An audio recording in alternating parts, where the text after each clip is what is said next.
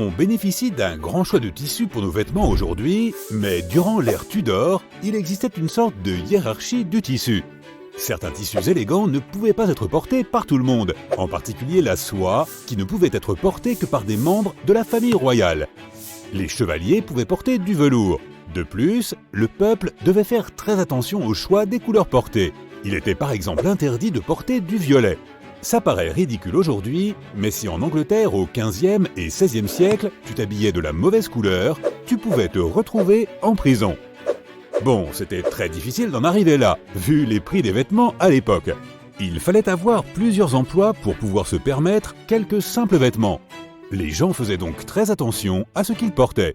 Pour les gens du peuple, les vêtements étaient principalement un outil pour faire face aux conditions climatiques extrêmes. Pourtant, des gens ont été jugés, non pas pour avoir porté des couleurs interdites aux pauvres, mais parce qu'ils choisissaient des habits qui n'étaient pas socialement acceptables. En ce qui concerne les dents, la mode était bien différente de celle d'aujourd'hui.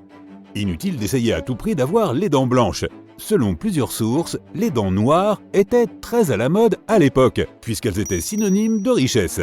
Les nobles, dans l'Angleterre des Tudors, engloutissaient des quantités infinies de sucre.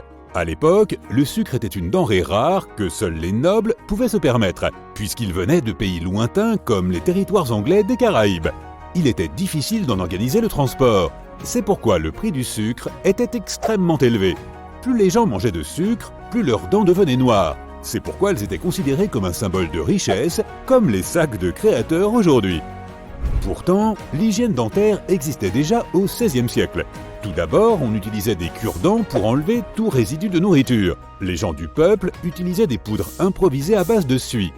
La technique la plus courante consistait à récupérer la suie d'une bougie en cire. Pour ce faire, on approchait la flamme de la bougie d'une surface lisse et propre. Les miroirs étaient parfaits. Une fois récupérée, on se frottait la suie sur les dents. Elle servait effectivement à enlever la plaque et à rafraîchir la laine. Ceux qui recherchaient un nettoyage plus profond pouvaient utiliser un mélange de craie et de sel qu'il fallait aussi se frotter sur les dents. En ce qui concerne l'hygiène corporelle, se laver était considéré comme un acte barbare, mais aussi mauvais pour la santé. Beaucoup de médecins de l'époque pensaient que l'eau pouvait infecter les gens à travers les pores de la peau. Au lieu d'une bonne douche, les gens préféraient se frotter avec du lin. Voilà tout ce dont ils avaient besoin pour être propres. Un morceau de tissu en lin. Pas de gel douche, pas de crème hydratante. Des frottements vigoureux suffisaient. C'est un bon début de blague, mais je vais laisser tomber pour l'instant. On considérait aussi que l'eau ne devait pas être bue, et ce n'était peut-être pas une si mauvaise idée. Dans les grandes villes, l'eau était effectivement contaminée, donc personne n'en buvait, ni les riches, ni les pauvres. Les gens du peuple buvaient généralement de la bière ou de l'hydromel, et les riches buvaient du vin. On sait que le petit déjeuner est le repas le plus important de la journée. Cette conception est apparue pendant l'ère Tudor. Avant, on conseillait de ne pas prendre de petit déjeuner et d'attendre le dîner.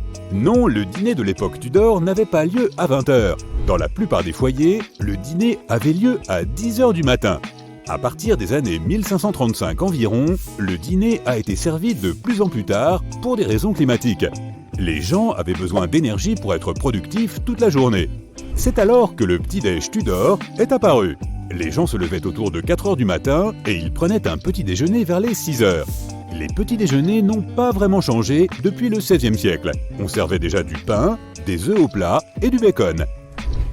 Le repas principal de la journée, à savoir le dîner, était servi relativement tôt.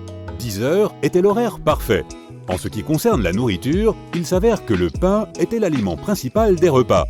Il en existait de plusieurs sortes, et en fonction de la richesse du foyer, le pain était soit mangé seul, soit accompagné d'autres aliments.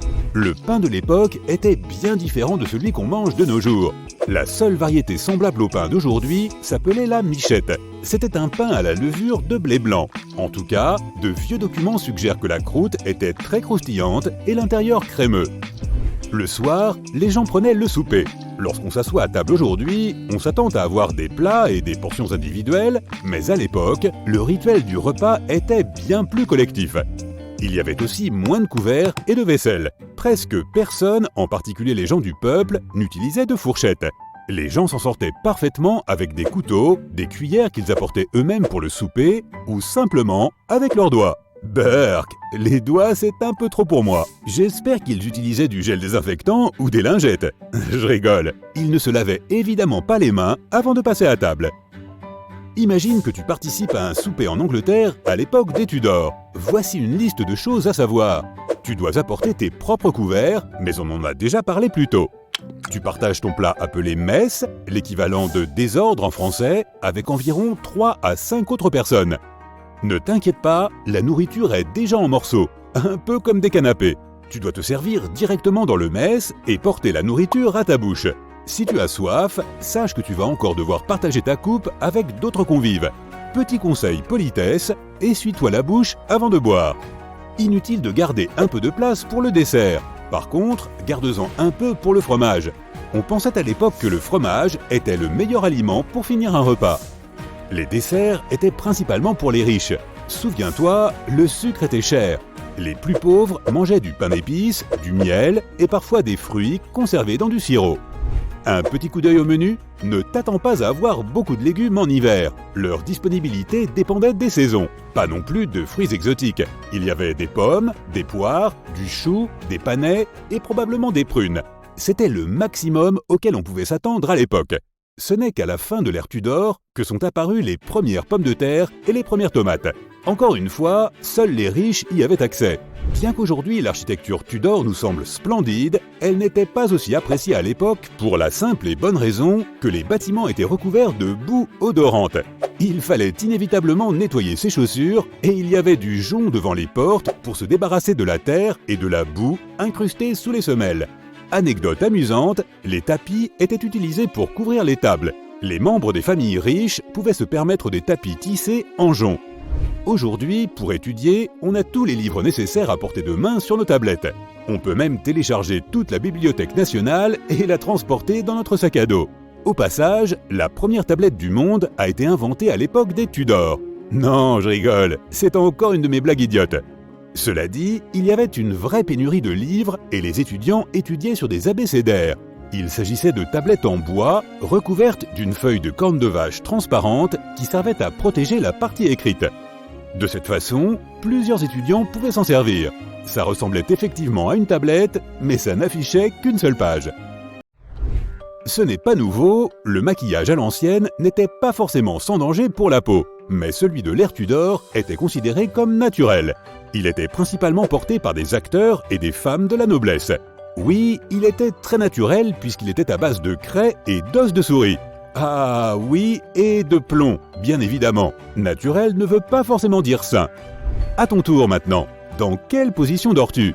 Sache que si tu dors allongé sur ton côté gauche, les médecins de l'ère Tudor ne seraient pas contents. On considérait que dormir allongé sur le côté droit était meilleur pour la santé. Voilà, maintenant tu sais.